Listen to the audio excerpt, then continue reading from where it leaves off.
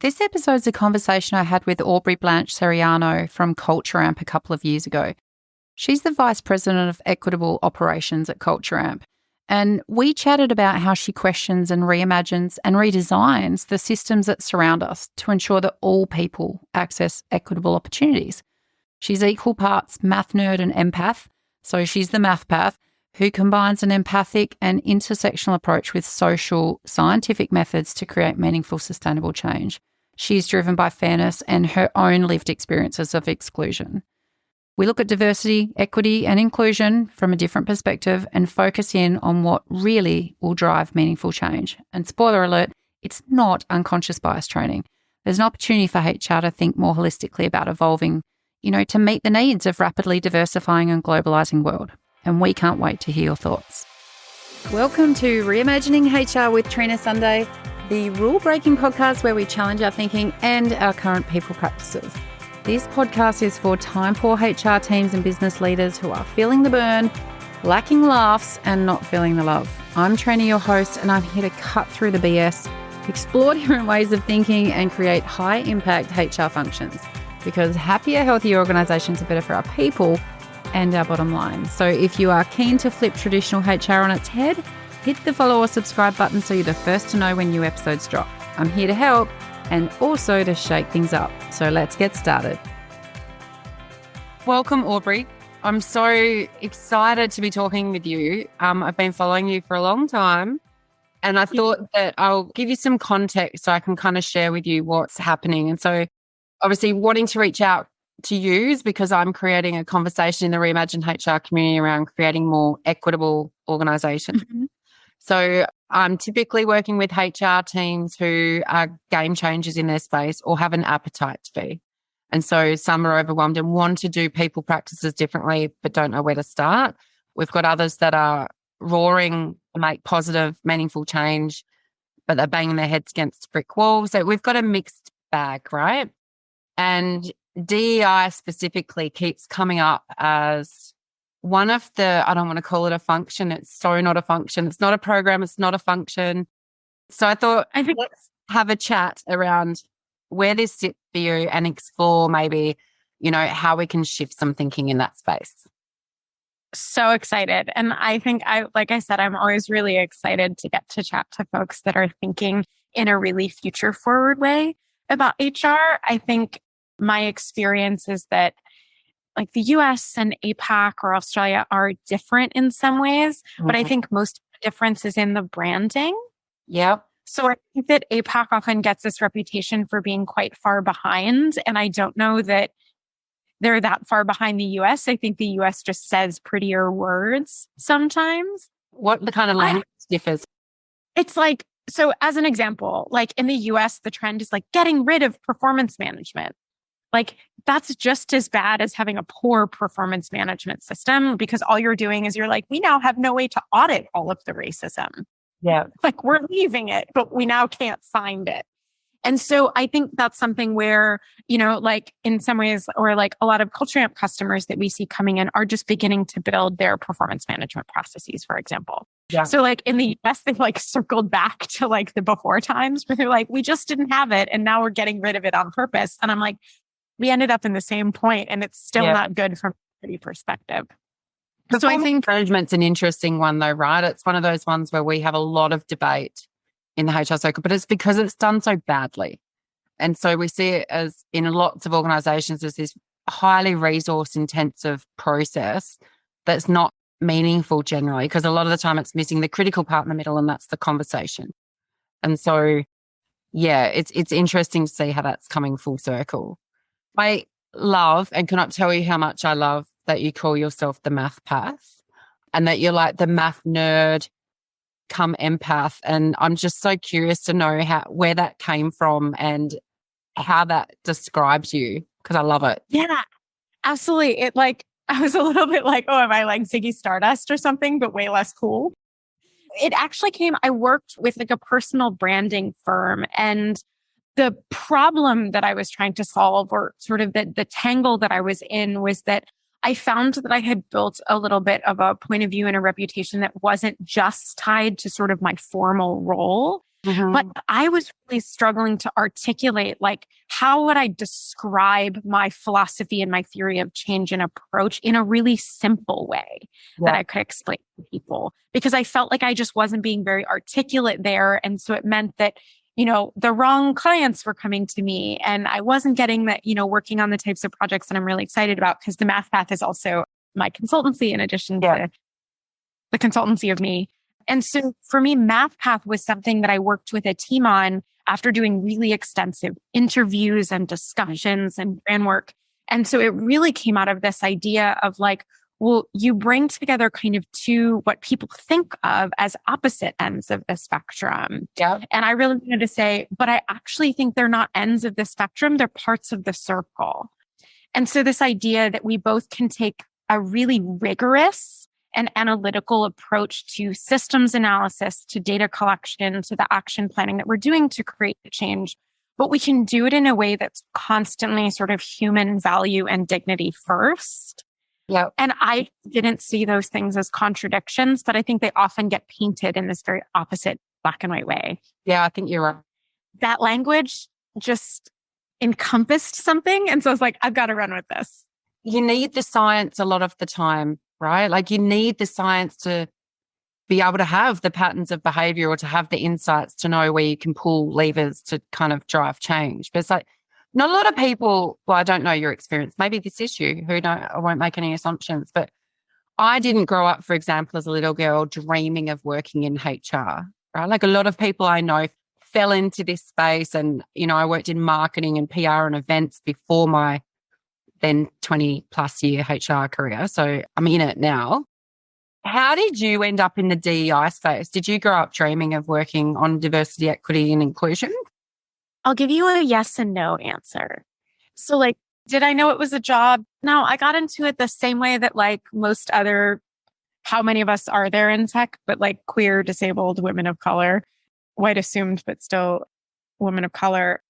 Yeah, I started complaining about the problem and someone said, why don't you fix it? Yeah. Now, I was lucky that I was actually at a company that cared enough to like create a role and let me do it, which I think is not always the luck that people have. Yeah. And then I think for me, I wanted to be an attorney or an astronaut or, and then I intended to be an academic political scientist, but I dropped out of Stanford when I figured out that was not the right path for me. There were many people who were better suited. And so I didn't grow up dreaming of DEI, but when I look back, it feels a little inevitable that I'm working in it. So I tell this very silly story, but I used to like steal books from my dad when I was like 6, 7, 8, and I tried to read them before he noticed. I was a very awkward kid. And I read something in a book and I come running into the room and I'm like, Dad, this thing is not right. Like, this is not fair. And he says, Ob, the world's not fair. And I got so angry at him. And my response was, what a lazy thing to say. Yeah. And like, it just didn't compute for me that you could like know something wasn't right and not try to fix it. Yeah. And so I think that really informs why I get so much meaning and I feel so grateful to do the work that I do, is because like having stumbled into a way that like you get to just try to make the world better and work better, especially for people who are often not given that opportunity. That's a very blessed and privileged place to be. So I think it was partially inevitable in that I just care so much about these issues. And I think I've been a very privileged person in so many ways. And so it feels like the right thing to do with my privilege is to spend a lot of time trying to share it. But yeah, so that's it. But I definitely didn't grow up. I didn't even know that DEI was a field when I got my first job in it, if I'm being totally honest about my level of need. Lots of people don't. And so how do you talk about DEI? Because I find the language really, like when we break it down, for me, it's kind of about people belonging, people being able to own their identity, all facets of it, because there's lots of different intersectionality, that can come together then in a perfect storm of systemic discrimination. But it's, how do you talk about DEI? What language do you use? I hate the acronym DEI. And then I have people flashing around and the acronyms die. Or like everyone's like, they think they're going to make the biggest difference in the world by being like, we put inclusion first. And I'm like, well, sure, that's fine. Like it's not harmful, but it's not the point. Yeah. So I actually prefer to talk about the concept of equitable design. Mm-hmm. So I believe that when you design for equity, Yes. you get the DEI outcomes on the back end. But when you really focus on the outcomes rather than the process, you often cut corners, you do things in unsustainable ways. And so if you actually want to create sustainable change, I say focus on equity above all else. Yep. Because if someone is being treated equitably, meaning that they are given what they need to thrive based on their unique circumstances, you feel like you belong, you feel included, and you're probably more likely to be marginalized, which means we're going to get to those diversity outcomes. So when we were talking earlier, to me, equity is a process, and that's the only thing that we should be worried about. Yeah. So your title, I think, Global Head of Equitable Design and Impact, is that right? Yeah. So I'm our Global Senior Director of Equitable Design. And really what that means is that I help CultureAmp constantly be thinking about, because CultureAmp is a complex, evolving system, like any other organization, how do they think about the way that we evolve to be more equitable as we go through? So from, the work that I've done, I really built on the work that, CultureAmp's first head of diversity and inclusion did, to build a culture of awareness and thoughtfulness around issues like equity, intersectionality. And what I've tried to do is bring an intentionally anti-racist bent to the work. So we ground our entire program in anti-racist education and anti-racist philosophies. But so when you think about equitable design as opposed to DEI, DEI is more like, let's bring in a speaker for Black History Month. And I'm like, why do we audit our performance, promotion, and pay processes for Black equity? And like, it's not that the speaker is terrible, right? Or a bad idea, but like, it's not going to get Black women paid. So I kind of don't give a shit about it. Yeah. It's not where the change happens, right? Right. But it can be a yes and answer, because that speaker might inspire someone or create a cultural change that is important, right? Or uplift or highlight a set of experiences or voices that people wouldn't have access to. Wow. So I just think that what happens when you focus on DEI is you don't always get funding, support, or action on the sort of deeper things. Like I always tell my clients or CultureAmp customers, they're like, what's the one thing that I could do to help my company from a DEI perspective? And I'm like, audit your performance process. Can you tell me more about what that looks like? Yeah, absolutely. So at CultureAmp, we do comprehensive audits from a gender, race, disability, English as a first language, caregiver, and LGBTQ perspective. And what we look for is we look for different distributions of ratings across those groups. And what we're looking for is systemic differences. And so we have a quite progressive approach where we actually audit our results pre-calibration. Our business partner team works with my team to actually go into calibrations to say, hey, for example, we've seen that white employees are actually being given higher ratings for lower performance than, we call them campers of color. And we need to discuss that and make some adjustments to these ratings. Yeah. Because at the end size, that shouldn't be happening. And then CultureAmp, we also do those audits after the calibrations, and we don't finalize our ratings, our promotion, or our pay before those have been audited. And we have a zero tolerance policy for statistical inequity. So it's really about working with, we have a brilliant in-house data scientist, but this is something that certainly consulting can also help with if people don't have it in-house. But I believe that those things are the number 1, 2, and 3 things that you can do from an equity perspective. A lot of the time when I'm having conversations, it's around, well, how do we look at all of our processes, which have systemically been built by colonized white guys? So how do we look at all the aspects of it to see, how it might be excluding different groups of people because it's naturally not an inclusive process. And performance management's a big one, right? Because it's what's going to impede promotion and cut off growing and learning opportunities, all of that. And so it's where people can then experience kind of disadvantage. So it's really interesting to have a really deliberate equity lens that's put on that data.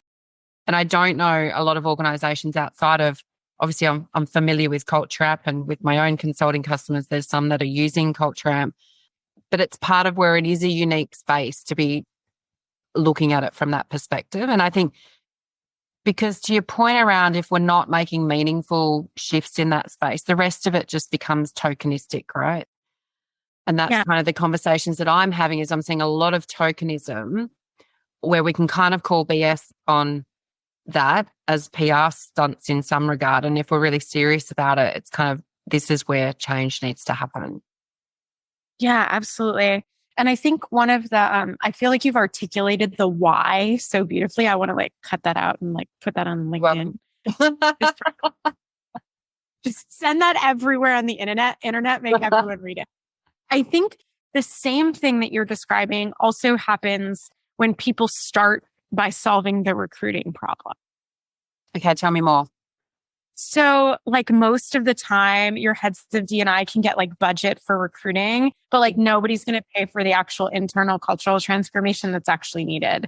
Yeah. And we have a VP at CultureAmp who we were talking through, because, we've spent the last 2 years aggressively investing in cultural and process transformation, anti-racist education, building our employee communities. And we're now in year 3 of our strategy. We're investing in recruiting. Yeah. Okay. And so that is an approach that very few heads of DEI would be able to get approved. One of our brilliant VPs who supports me a lot in our work, she says, but isn't that kind of like building a driveway, but not building a house? And it sounds really ridiculous as a thing to do when you think about it that way. The other analogy that I use for folks is I actually believe that investing in recruiting before you've done cultural transformation is actively harmful to people. So I think that leaders should be held ethically to account for it. And the reason is, thinking about the profession of mining for a moment. And we talk about that phrase, the canary in the coal mine. And really what that was there for was, right, if the canary stops singing, if the canary is not doing well, it tells you that the air is toxic. And so companies say or prioritize or hire their head of D&I as a recruiting program manager. I know you, I see that company. It's basically like saying, wow, the canary died. Let's throw 50 more in and see what happens while all of your miners are dying.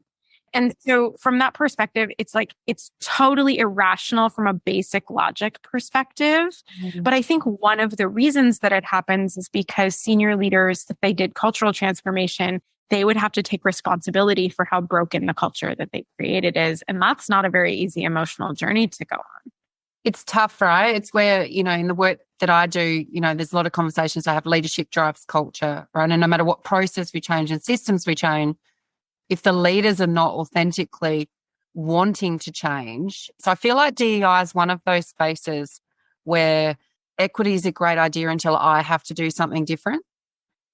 Equity is amazing until I have to change what I have to do. It's like, oh, hang on. No, I'm too busy, or I don't like, and suddenly the importance that was around the boardroom table drops away because it's inconvenient. That's a scathing review, but I don't know that it's an inaccurate one from my experience. I think you've hit the nail completely on the head, to be honest. I mean, I can tell you I've worked with and for organizations with varying levels of executive engagement with the work. And, you look at CultureAmp, and I'm happy to share with you, maybe for the show notes or something, our equitable design and impact report. So we put that out in January, which covers our EDI, sustainability, social impact work. Is the reason that we're able to publish something that shows really aggressive forward progress on our goals is because our leadership team is really involved. In 2020, we made some very large anti-racism commitments like many companies did. But, the first step in that process was our entire leadership team going through a 6-month-long anti-racist leadership and coaching program. Yeah, right.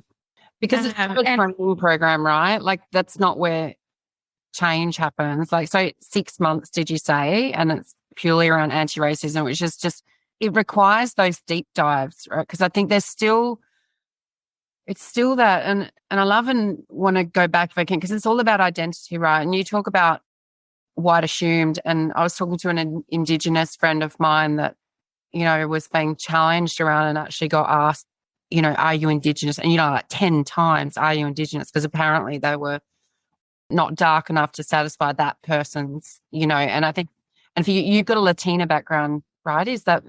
Yes. And I'm also mixed white and Native American. Right.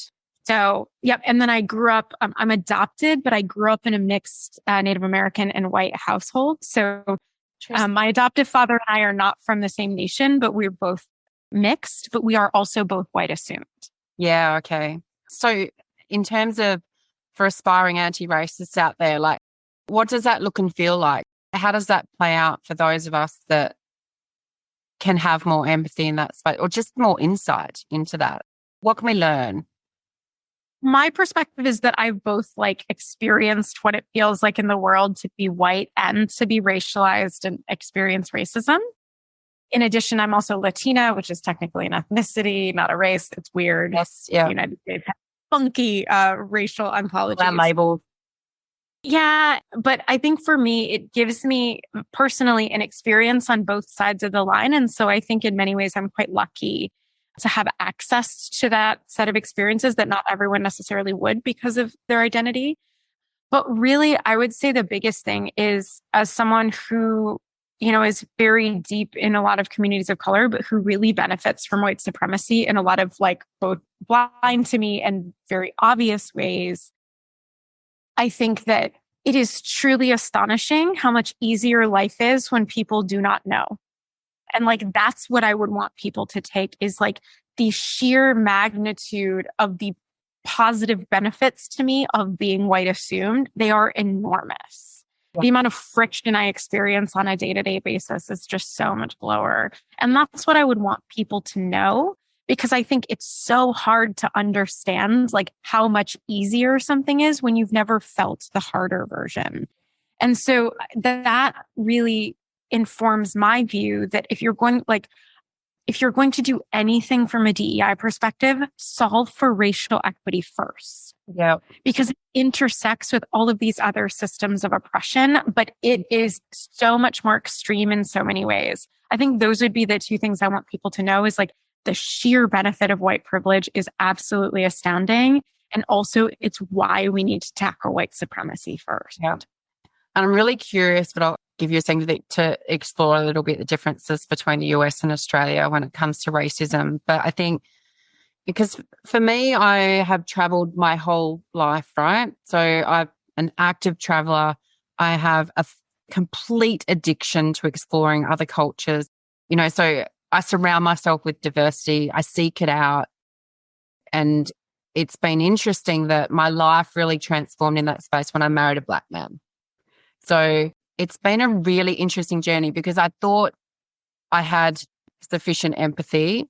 I didn't. I thought I was quite astute around the challenges, and friction's a great word, but it was intellectual, right? It was an intellectual understanding of what racist impact could be.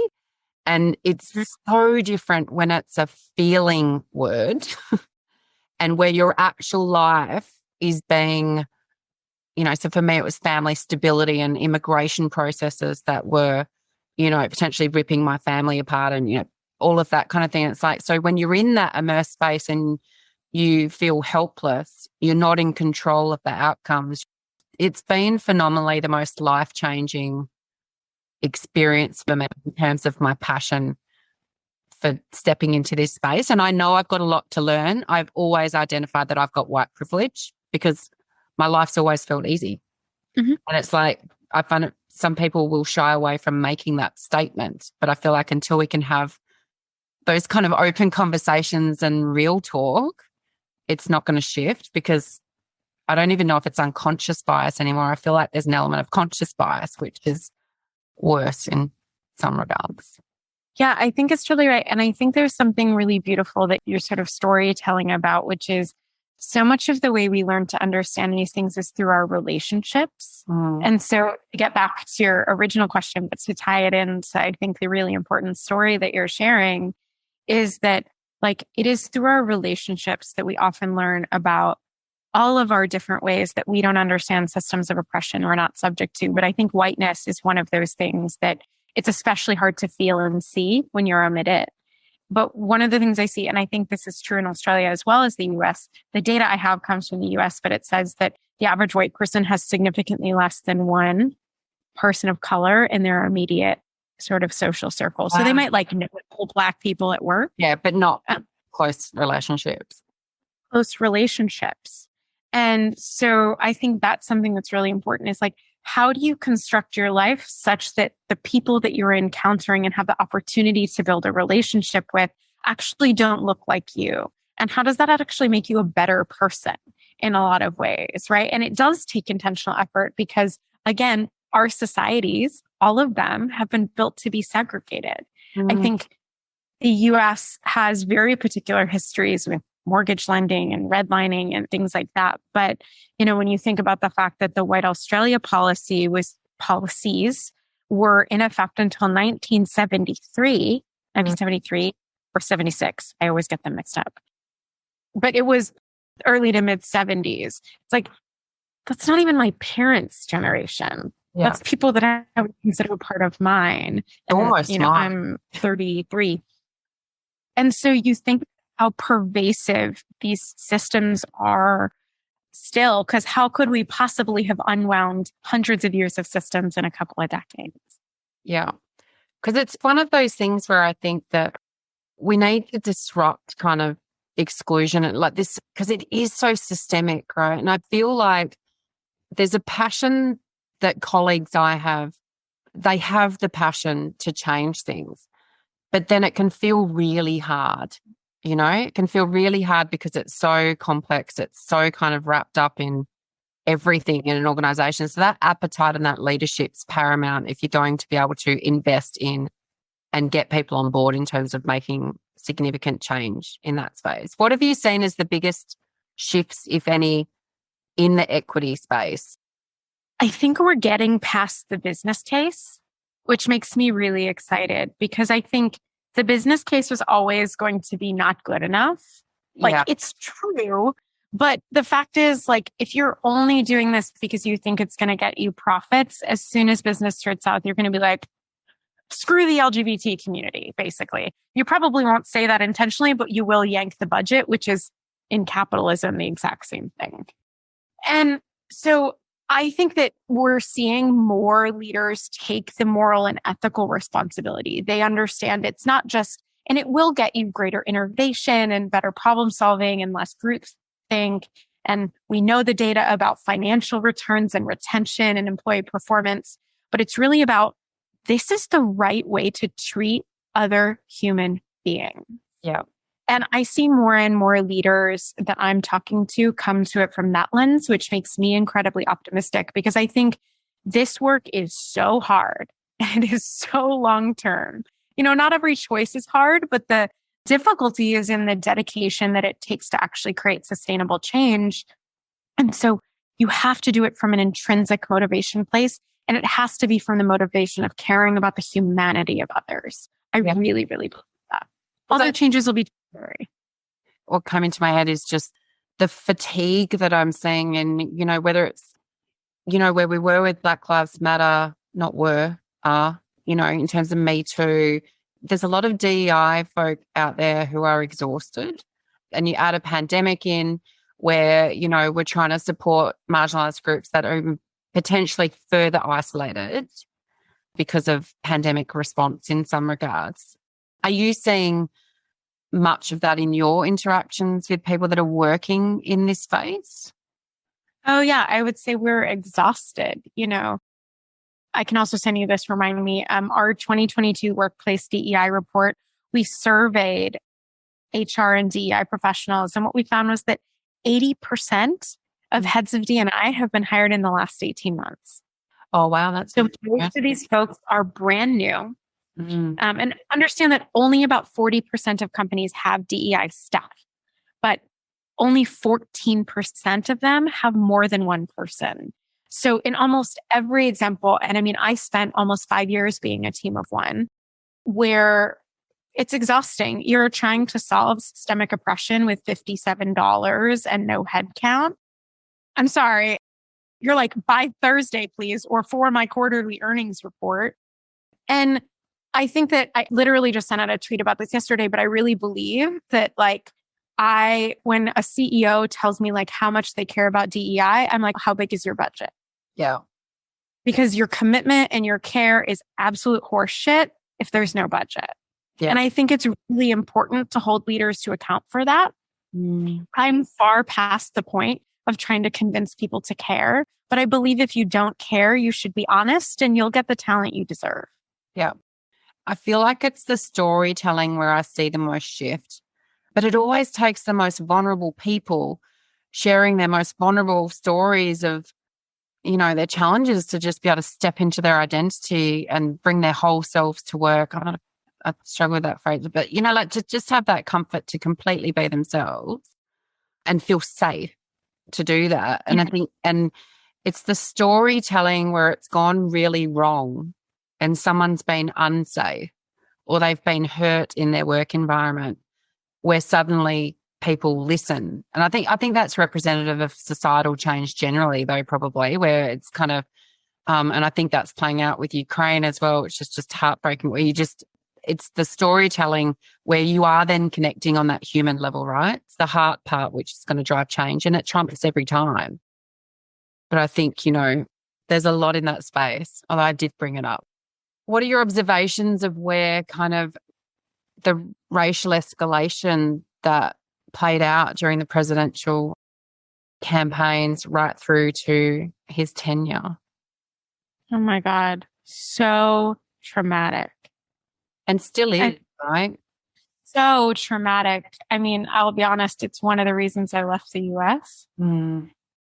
I, as a Mexican American woman, I was like, I can't live here anymore. And it's an extreme privilege to even be able to opt out. It's not the only reason I left, but it played a big part in it.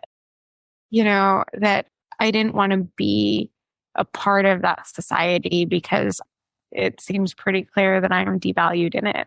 But I think as workplaces, we haven't figured out how to grapple with the level of trauma that people are bringing into their workplaces. So certainly, CultureAmp, we've tried to invest in different ways to think about this, not only or sometimes exclusively for our BIPOC, folks. So we just rolled out additional therapy benefits for all of our employees, which was actually based on needs we heard from our disabled folks. Yeah. But we also work with an expert in BIPOC mental health and actually offer mental health and wellness leadership development specifically for our BIPOC employees. Have interest. And the reason is because we recognize that the sheer amount of racial trauma, they were struggling to function, let alone ask them to do high cognitive work that is often a part of their role scope. That's a much harder, mountain to climb for them than someone who's not feeling personally affected.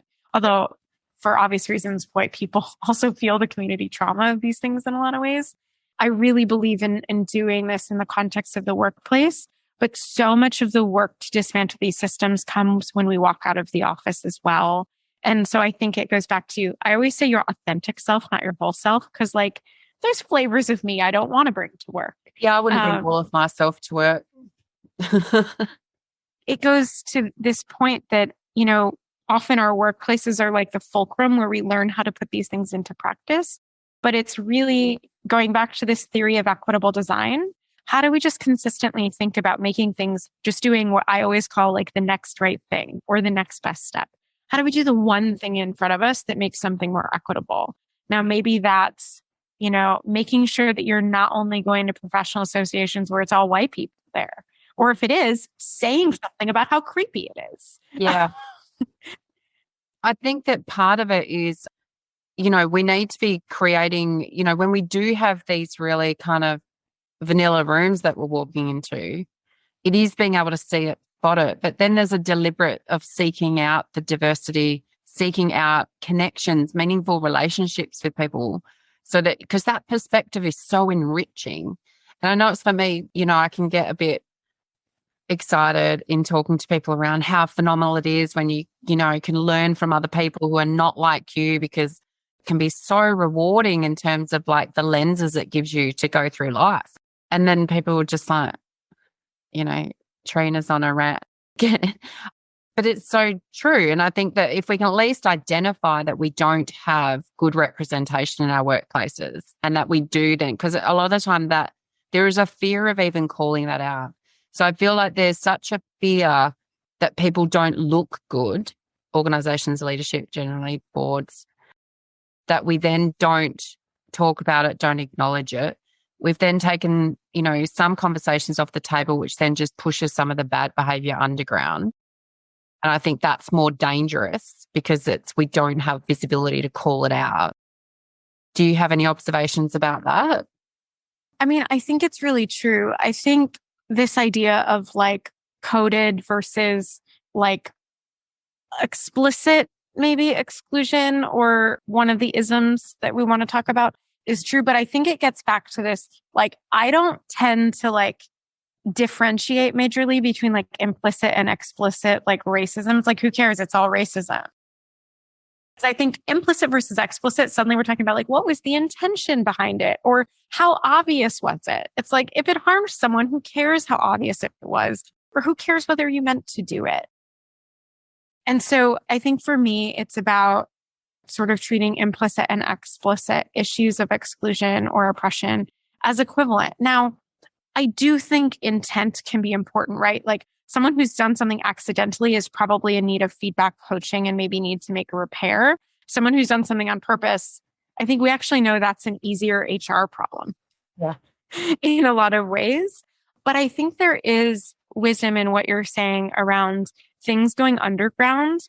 I think you're always going to have people who don't believe, especially in a large organizational context, aren't on board with, the DEI paradigm or the commitments that a leadership team has made. And that's where I think norms come in. And it goes back to this, like, don't bring your whole self. If you are actively, taking steps to like harm people or things like that, then don't bring that.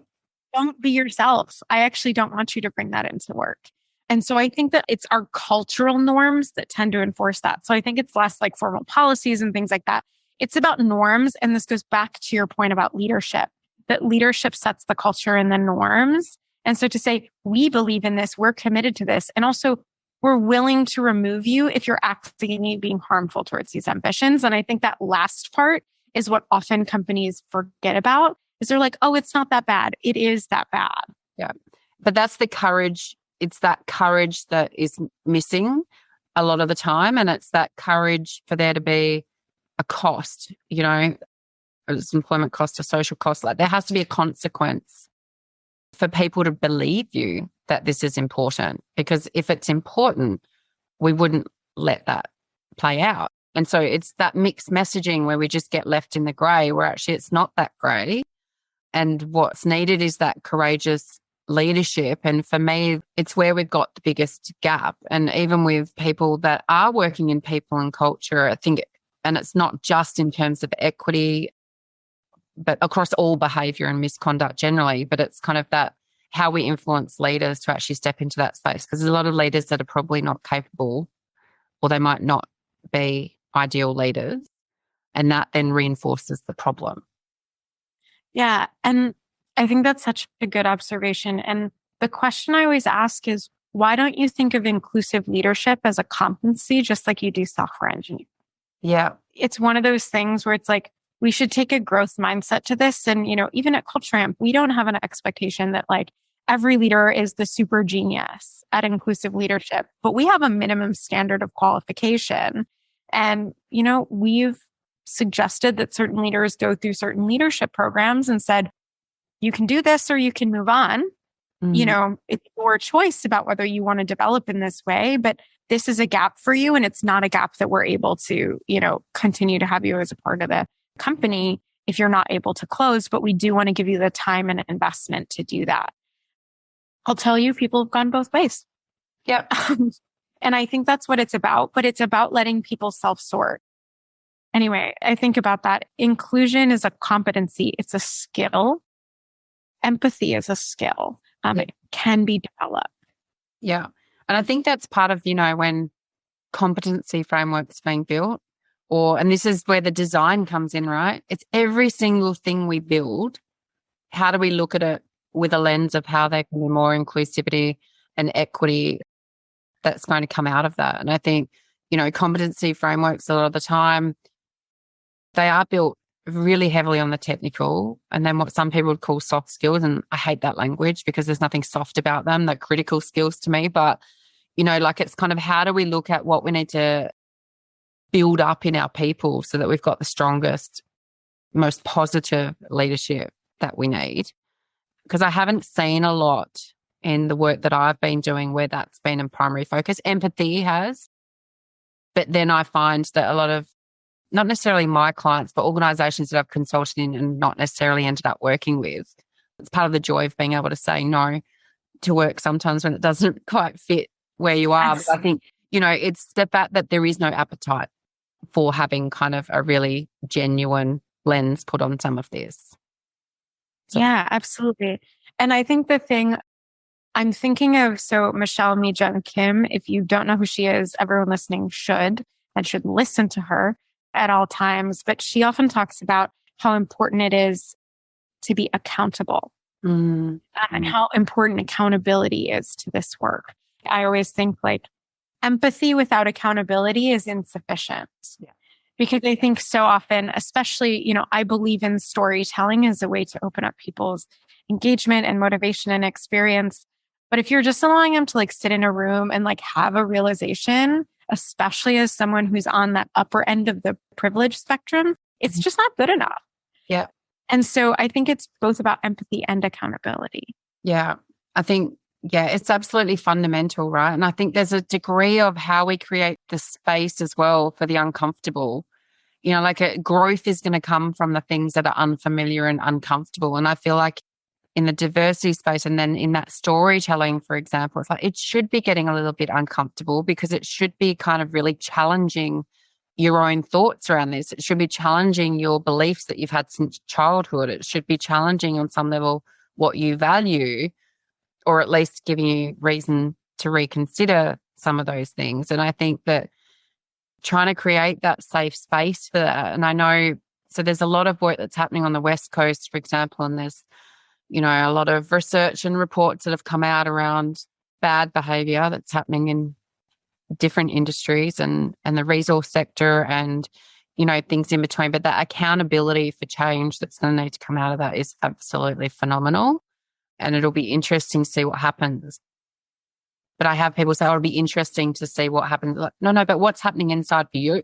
Like, we don't just watch like all this really bad kind of stuff that's hit the media around, harassment and rape culture and like horrific kind of, people not feeling safe to turn up to work and, those environments. But there's a lot that I'm seeing where it's kind of people looking outward, but not taking that as an opportunity to look inward to see where there might be resonating factors for them.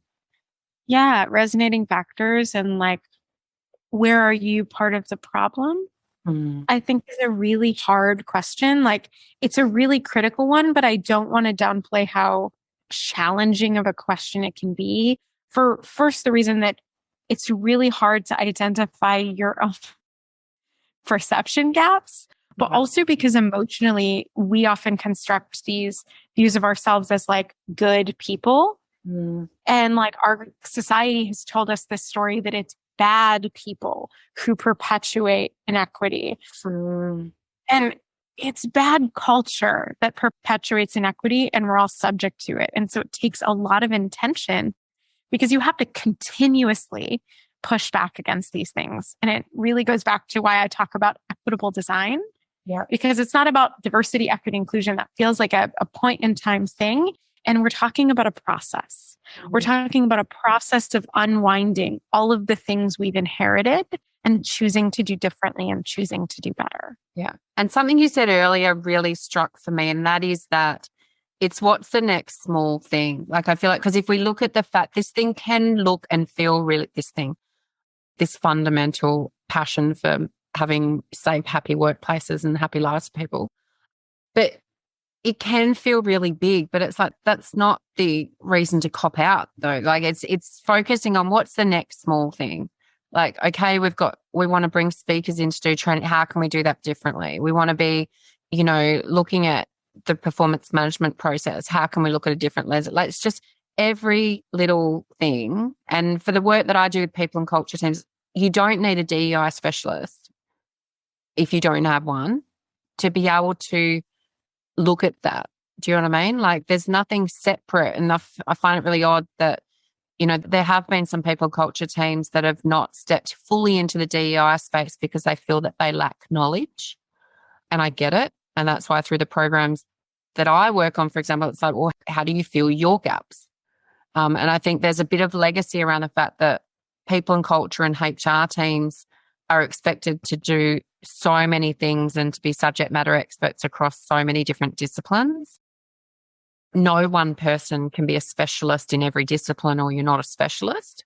And so it's how can you be the most powerful generalist, for example, who can have maximum impact, and get excited about that. Yeah. Because there's so much that can be done. Well, there's always so much that can be done. And I have this blog post where I think it's titled like, how do I get a D&I job? And like my number one advice is like, don't. I'm like, please don't go get a D&I job. And the reason is not because this is a very hard profession and you're underappreciated and underpaid and under-resourced most of the time. But it's really because to bring out a really powerful example, I think about, we have 2 directors of sort of people ops. So there are head HR business partners, and the level of care and intention and how much they think about equity in the context of their work every day, whether that's looking at our exits and flagging, where they think that there might be a gap and we want to address something culturally, or being sensitive, or getting a consult for an individual issue where we think there might be an EDI component, or quite frankly, them making the decision that we have a 0 tolerance policy for inequity in our performance process. Yep. Those things are so much more powerful than so many of the things that I do as the diversity lady every day. So I think that's what I would want to encourage people with, as you've said, is every single person has a DEI job already. It's just the question of, are you failing to do your job? Yeah. Yeah, we each have components that are going to be about how we make the next equitable choice. As a hiring manager, it's building extra sourcing time, or even better, not just going to your recruiter and saying, hi, can you find me brown people because I've failed to build a diverse network? Yeah. But it's about extra sourcing time. It's about educating yourself on anti-racism and the way that people of color experience the workplace so that you can create a better experience for them. It's about being thoughtful that you're not asking to pick the brain of DEI consultants for free, right? Most of us are marginalized across at least one vector. But it's also about, if your company isn't doing pay equity audits, why don't you do one for your team? Yeah. It can be these little actions that add up to something huge. Yeah. Because I feel like there's still, and it's to your point around the fact that, we've had kind of the metrics and the business case, and, because HR gets stuck in terms of trying to get support for things and the fight for budget. And I do feel like we've been lost in that space. I'm glad that you're seeing a shift beyond the business case. I'm not sure I'm seeing that as strongly here. I feel like we're still in the business case vortex, and we know that we need to talk business numbers, but it comes back to your point around the humanity aspect. And I think that HR's opportunity is how we create different language around how that humanity creates overall an all-encompassing better organization, better environment, better kind of work overall. But there's not numbers always that you can put on these things. And it shouldn't be the reason we're doing it. And so I think that that's where the shift needs to happen. How would you recommend that HR leads and people and culture leads that might be wanting to do it, where do they start in terms of trying to shift some of that thinking, do you think? Yeah, I think ultimately you need to focus on your senior most leaders first. So it can be slow. Everyone wants to do training for everyone, or set up an ERG. And I really, really think the most important step is getting your senior leadership aligned that this is a priority, and agreeing, if they say priority, what that means from a resourcing perspective. And also aligned about what it means from a transformation perspective. Because I've worked with companies of all sizes and lots of different geos. And, the thing that has been true of all of them, to butcher Tolstoy a little bit, every inequitable organization is inequitable in its own way.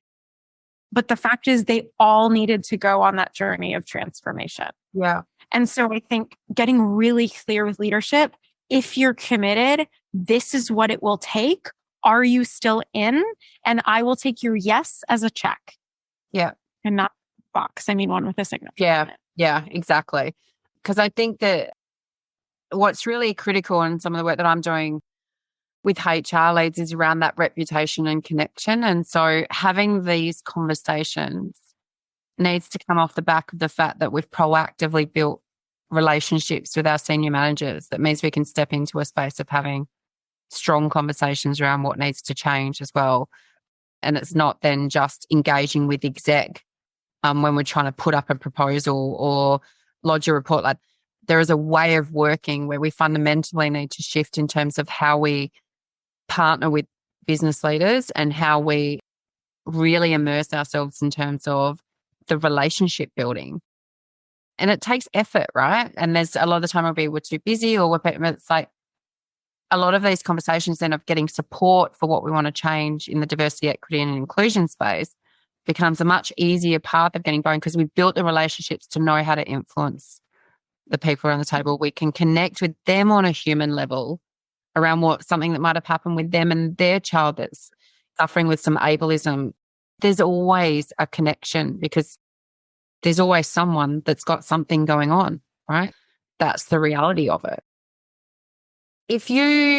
And it's not just rolling out unconscious bias training, right?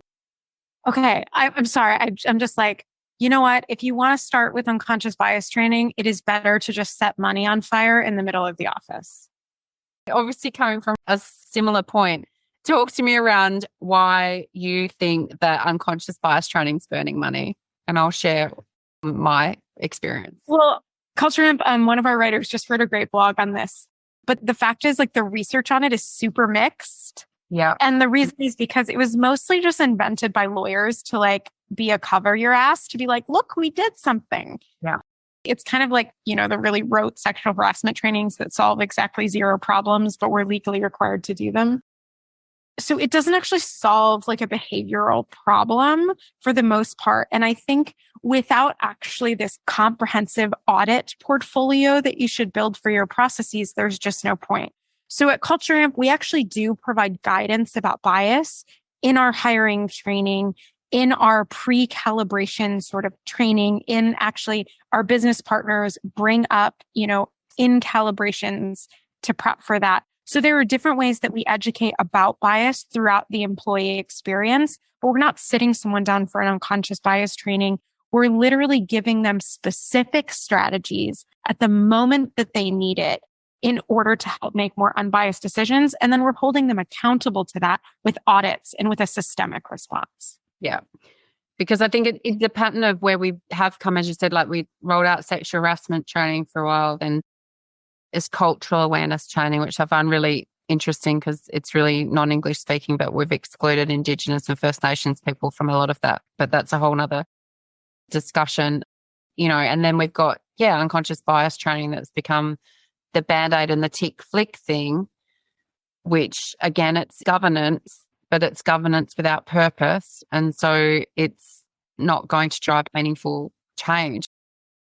You mentioned something before about using your privilege to drive change. And I'm curious to know, how can we use our identity and privilege to create change? The exercise I would give to folks is like, think about the advantages that your privilege has given you and how do you figure out how to share one of those? So is that about like, I'll just give a little example. So I often will have folks in my network who will be like, hey, will you talk to my kid about a career in this? And I always say, I would love to, please introduce me. Before I schedule that meeting, I will make that person go out and find someone who is marginalized compared to them and offer them the same career coaching. Yeah. To say, you have to make it, like, you have to earn my time by creating access for someone else. Love that. And so I'm both teaching them how to do equitable design, but I'm still giving them the help that they're asking for, right? It doesn't require me to say no. It requires me to say yes and. Yeah, love that. Love that. Because it's a ripple effect as well, right? Like if all of us did that, then the impact can be phenomenal. And I think, oh, that's awesome. I love that. If you were to reimagine HR and what that might look like to help us get better outcomes in this space, what would you change? Everything. See, I work forever. I mean, I think that's what it is. It's about a constant process of evolution and getting better than anything. But I think that what I would want to sign off with saying is just don't do nothing.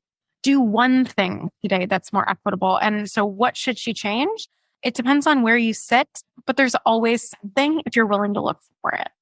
Love it. Thank you so much for your time, Aubrey. Thank you for having me. This has been such a wonderful discussion. And like I said, I'm so excited that you're supporting folks and actually thinking about and reimagining the way that we can do business, because we can definitely do better. Thank you so much. And I'd love to talk to you again another time. Absolutely. Shoot me an email. We will get to it. Thanks for tuning in and leaning in to this week's episode as we look to reimagine how we show up for our people, organisations and community. Reach out to us via our website at reimaginehr.com.au with your HR horror stories or suggestions of people you'd love to hear from or topics you want to explore. It's all about people, purpose and impact, and we are here for all of it. Until next time, take care, team.